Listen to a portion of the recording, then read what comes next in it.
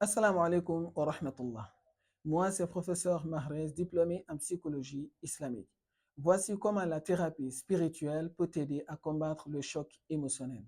Si tu as vécu cette épreuve si difficile, si douloureuse, alors je t'invite à regarder jusqu'à la fin.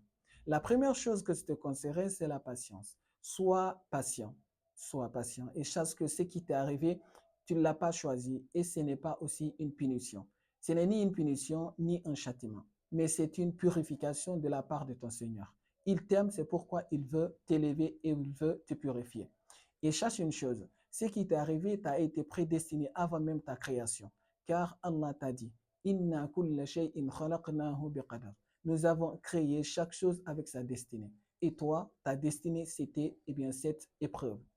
Muhammad alayhi salatu wassalam, le prophète, il a dit, ce qui t'a atteint ne pouvait t'éviter et ce qui t'a évité ne pouvait t'atteindre. C'est-à-dire que ce qui ne t'a pas atteint comme épreuve, c'est parce que cette épreuve n'était pas destinée pour toi. Et ce qui t'a atteint, c'est parce qu'elle a été destinée pour toi. Et souviens-toi d'une chose. Allah subhanahu wa ta'ala, il dit, La yukallifu Allahu nafsan illa wus'aha. Allah n'éprouve ou n'impose à aucune âme une charge supérieure à sa capacité. Et sache que cette épreuve, tu en es bel et bien capable de t'en sortir. Allah, il veut tout simplement t'élever un degré car il t'aime. Oui, il t'aime. Alayhi salatu wa salam, Muhammad, il a dit, quand Allah aime son serviteur, il l'éprouve. Et toi, il t'a éprouvé. Cette épreuve n'est ni une humiliation, ni un châtiment, ni une punition. Et souviens-toi d'une chose. Allah, il t'a fait une promesse. Et la promesse divine est toujours vraie. Il t'a dit, وَقَالَ رَبُّكُمْ أُدْعُونِي أَسْتَجِبْ لَكُمْ.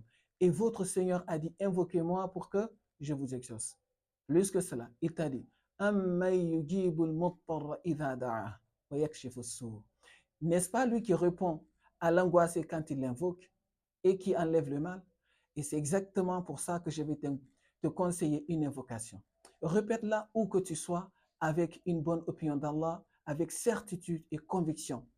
Dis Allahumma la sahla illa ma ja'altahu sahla wa anta taj'alul hazna idha shi'ta sahla. Tout court. Où que tu sois, répète-la. Répète-la. Et aussi répète l'invocation d'Ibrahim alayhi salam. Dis Hasbi Allah wa ni'mal wakil. Répète cette invocation où que tu sois, avec certitude, une bonne opinion d'Allah. Et tout ira bien. Wa barakallahu fikum.